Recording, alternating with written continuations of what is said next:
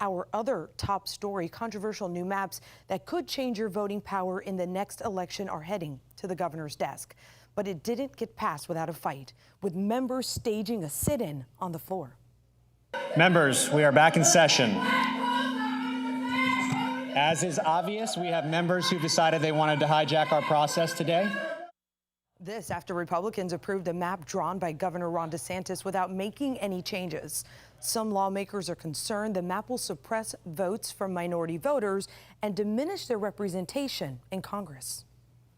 10 Tampa Bay, Shannon Clough is here. And Shannon, you have been studying these maps. Yeah, Carolina, there is a lot to them. So let's take a walk over here. We can show you what is going on when it comes to redistricting. So if you take a look right here, this is our current map. And then over there, that's the governor's plan. So the biggest impact for you at home would be in St. Pete and Tampa. And we can give you a better look at District 12 right here. So what it's going to do is it's going to make District 12 larger. It splits St. Pete into 2 districts, and one of them will cover both Pinellas and Hillsborough.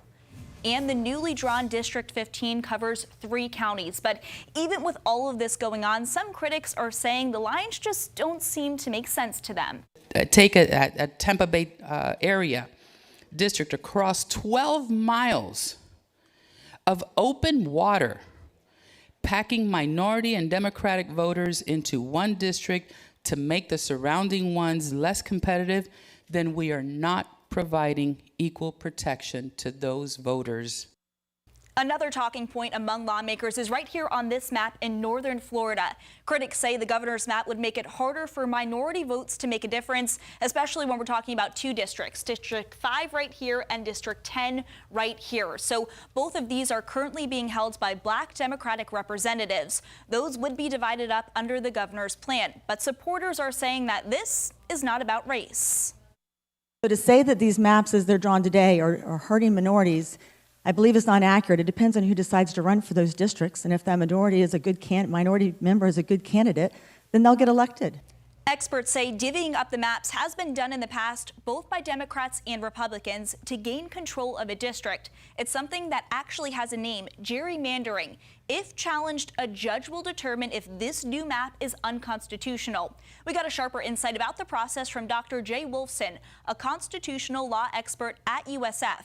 He says if appealed, the process will start in the state Supreme Court, where he says it's likely to be upheld. From there, he says it will head to the U.S. Supreme Court. Essentially, each court will determine if the lines are unconstitutional based on current data. If adjustments are needed, lawmakers will go back to the drawing board.